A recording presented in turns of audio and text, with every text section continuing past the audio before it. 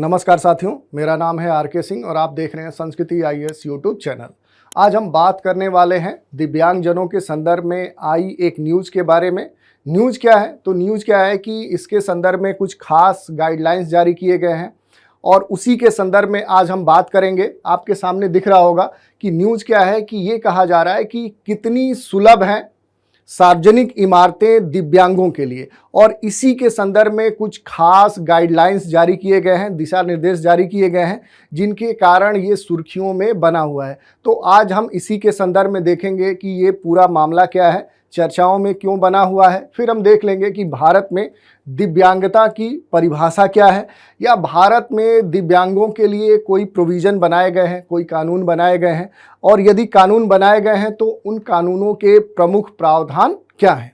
और फिर हम ये देख लेंगे कि किसी भी दिव्यांगों के लिए क्या है कि सरकारी जो इमारतें हैं वो कितनी सुलभ हैं, और यदि सुलभ नहीं है तो उसके पीछे वास्तव में उत्तरदायी कारण कौन से हैं, उनकी भी हम चर्चा कर लेंगे। और फिर देख लेंगे कि क्या भारत में दिव्यांगों के सशक्तिकरण के लिए कोई खास इनिशिएटिव प्रारंभ किए गए हैं, कोई पहल सुचारू रूप से चालू की गई है, तो उसकी भी हम चर्चा कर लेंगे। तो आज के चर्चा के ये कुछ प्रमुख पहलू होंगे जिन पर हम संक्षिप्त रूप से बात करेंगे। तो अब आगे बढ़ते हैं। सबसे पहले हम देखते हैं कि आखिर ये न्यूज़ क्या है। तो बात करें तो विकलांग व्यक्तियों के अधिकार के अधिनियम 2016 को अस्तित्व में आए 7 वर्ष हो चुके हैं, लेकिन इन 7 वर्षों के बाद भी जो ये अधिनियम बनाया गया था, इसके जो मुख्य उद्देश्य थे उनमें एक उद्देश्य शामिल था कि जो विकलांग व्यक्ति हैं उनके लिए क्या हो, जो सार्वजनिक इमारतें हैं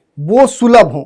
लेकिन इन 7 वर्षों के बाद भी ये जो विकलांग व्यक्तियों के लिए सार्वजनिक इमारतों के सुलभ होने की बात है, ये सपना आज भी सही नहीं है। और इसी को ध्यान में रखते हुए अगर हम बात करें तो केंद्र सरकार की जो प्रमुख बुनियादी ढांचा निर्माण एवं रख रखाव प्रबंधन जो एजेंसी PWD है, उसने अपने क्षेत्रीय कार्यालयों को ये सुनिश्चित करने को कहा है कि जो भी सभी सार्वजनिक इमारतें हैं वो दिव्यांगों के लिए सुलभ हों, और यही गाइडलाइंस PWD के द्वारा अपने क्षेत्रीय कार्यालयों को जारी किए गए हैं। और इसी कारण से ये पूरा न्यूज़ चर्चा में बना हुआ है। तो इससे क्या है कि सीधा जो इसका संबंध है ऐसे विभिन्न दिव्यांगों के लिए है, क्योंकि ऐसे व्यक्ति जो इन सार्वजनिक इमारतों में इनका आना जाना, यहाँ रहना होता है, इनको विभिन्न प्रकार की असुविधाओं का सामना करना पड़ता है। और इसी को ध्यान में रखते हुए ये गाइडलाइंस PWD ने अपने क्षेत्रीय कार्यालयों को जारी किया है, और इसी कारण से ये पूरा न्यूज़ में बना हुआ है। अब हम देख लें कि भारत में जो दिव्यांगता है उसको कैसे डिफाइंड किया गया है, उसको कैसे परिभाषित किया गया है। तो अगर हम बात करें कि कोई भी वह व्यक्ति जो ऐसी दीर्घकालिक किसी अपंगता या अक्षमता रखता हो जो उसकी शारीरिक यानी उसका फिजिकल जो शरीर है यानी शारीरिक, मानसिक, मेंटल, और इसी के साथ कोई भी संवेदी जो क्षमताएं हैं उसको प्रभावित करती हूं, तो इस प्रकार के व्यक्ति को क्या है कि दिव्यांग कहा जाता है। यानी इस तरह से इसको परिभाषित किया गया है।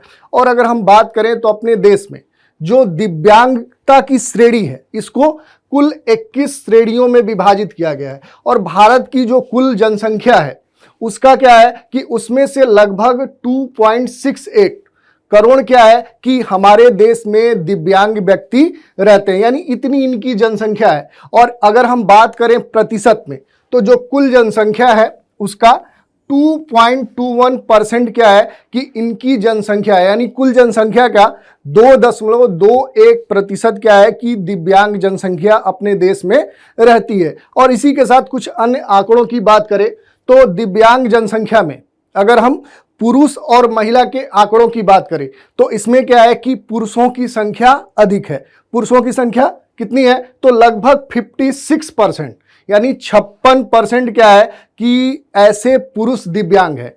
अगर इसके जनसंख्या की बात करें तो ये आंकड़ा 1.5 करोड़ पहुंच जाता है, जबकि वही जो महिलाओं का प्रतिशत है वो 44% है, और जो जनसंख्या है वो 1.18 करोड़ है।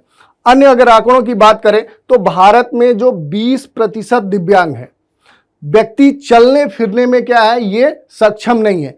इसी के साथ 19% ऐसे व्यक्ति हैं जो दृष्टि बाधित है, यानी जिनको देखने में दिक्कत है, और 19% श्रवण बाधित यानी कानों से वो अक्षम है, और 8% एकाधिक दिव्यांगता वाले व्यक्ति हैं। तो ये कुछ आंकड़े थे जो दिव्यांगजनों से संबंधित थे। अगला जो बिंदु है वो हम देख लेते हैं कि भारत का जो दिव्यांगता कानून है, अगर इसकी हम बात करें तो दिव्यांग व्यक्तियों के अधिकार 2016 अधिनियम ये इसी से संबंधित है। इसमें क्या है कि यह दिव्यांग व्यक्तियों के अधिकारों पर क्या करता है कि संयुक्त राष्ट्र जो कन्वेंशन हुआ था उसको प्रभावी रूप से लागू करता है। ये जो कन्वेंशन था ये 2006 में क्या किया गया, अपनाया गया। भारत ने इसे 2007 में इसकी पुष्टि की और 2008 में ये लागू हुआ। अब हम बात कर लेते हैं कि इस कानून के प्रमुख प्रावधान कौन से हैं। तो जो पहला प्रावधान है वो यही है कि सभी सार्वजनिक इमारतों को जो विकलांग व्यक्ति हैं उन तक क्या किया जाए, सुलभ बनाया जाए, और भारत में दिव्यांग लोगों की सभी इमारतों तक क्या किया जाए, सार्वभौमिक पहुंच सुनिश्चित किया जाए। और इसी के साथ ऐसे व्यक्ति जो क्या है कि सामान्य लोगों की अपेक्षा अक्षम है, उनके लिए क्या है कि जो आधारभूत सुविधाएं हैं जो उनको जरूरत है उसको क्या किया जाए, ऐसी सार्वजनिक इमारतों में उपलब्ध कराया जाए, जिसमें अगर हम बात करें तो रैंप है, ग्रैब रेल है, लिफ्ट है, शौचालय है, लिफ्टों में ऑडियो घोषणाएं लगवाने की बात है। और इसी के साथ क्या है कि आपातकालीन निकासी के लिए जो विभिन्न रास्ते हैं वहां पर ब्रेल में क्या है कि साइनेज के साथ प्रदर्शित करने की सुविधा भी उपलब्ध कराने की बात की गई है। तो ये क्या है कि ये कुछ प्रमुख प्रावधान है, और इसमें यह भी कहा गया है कि इन प्रावधानों को 5 वर्ष के अंदर सुनिश्चित किया जाए। तो ये क्या है कि ये हमने देख लिया जो प्रावधान थे वो कौन से थे। अब हम बात कर लेते हैं कि दिव्यांग के लिए क्या है कि जो सरकारी इमारतें हैं वो वास्तव में कितनी सुलभ हैं। इससे जुड़े हुए कुछ प्रमुख आंकड़े हैं। अगर उन आंकड़ों की बात करें तो अपने देश में जो विभिन्न राज्य हैं, जो केंद्र शासित राज्य हैं, उनके विभिन्न शहरों और मूल रूप से क्या है कि 48 शहरों में लगभग 1671 जो सार्वजनिक इमारतें हैं उनको क्या किया गया है, उनका ऑडिट किया गया है, उनका सर्वेक्षण किया गया है। और इसमें क्या है कि उपयुक्त जो कानून है उनको लागू करने की बात की गई है। लेकिन ये देखा गया है कि जो ये अधिनियम बना था इसके 7 वर्षों के बाद भी क्या है कि यहाँ पर व्यक्तियों की जो सुलभता है वो सुनिश्चित नहीं हो पाई है। और इसके कुछ प्रमुख कारण भी बताए गए। अगर उन कारणों की बात करें कि आखिर वे कौन से कारण हैं जो सार्वजनिक इमारतों के स्तर पे जो दिव्यांगजन हैं उनके लिए सुलभ नहीं है, तो उसमें जो पहली बात कही गई है कि अब तक किसी भी राज्य ने अपने भवन उपनियमों में क्या है कि सामंजस्यपूर्ण जो दिशा निर्देश जारी किए गए थे उसको पूरी तरह से जमीनी स्तर पे लागू नहीं किया है। इसी के साथ जो विभिन्न निर्माण विभाग हैं उनके जो इंजीनियर्स हैं उनके बीच क्या है कि जागरूकता की कमी है, जवाबदेहिता की कमी है, और इसको मूल रूप से क्या है चिन्हित भी किया गया। यानी ये देखा गया है कि ये जो इंजीनियर्स हैं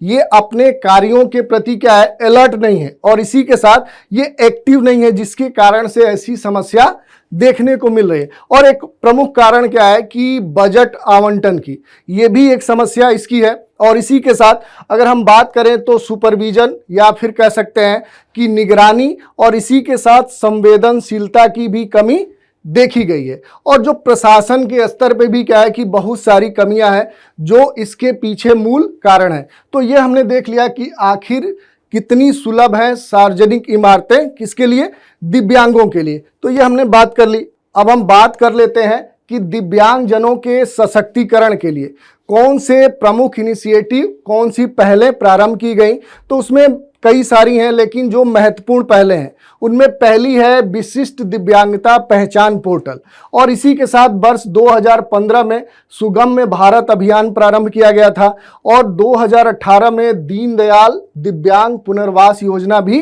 प्रारंभ की गई थी ताकि इनको यहाँ पर और सुलभता उपलब्ध हो सके। तो ये हमने देख लिया जो आज की न्यूज़ थी।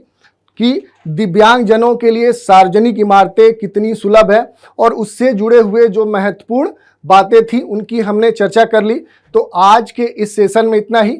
नए सेशन में एक नए टॉपिक के साथ फिर मिलेंगे। तब तक के लिए धन्यवाद।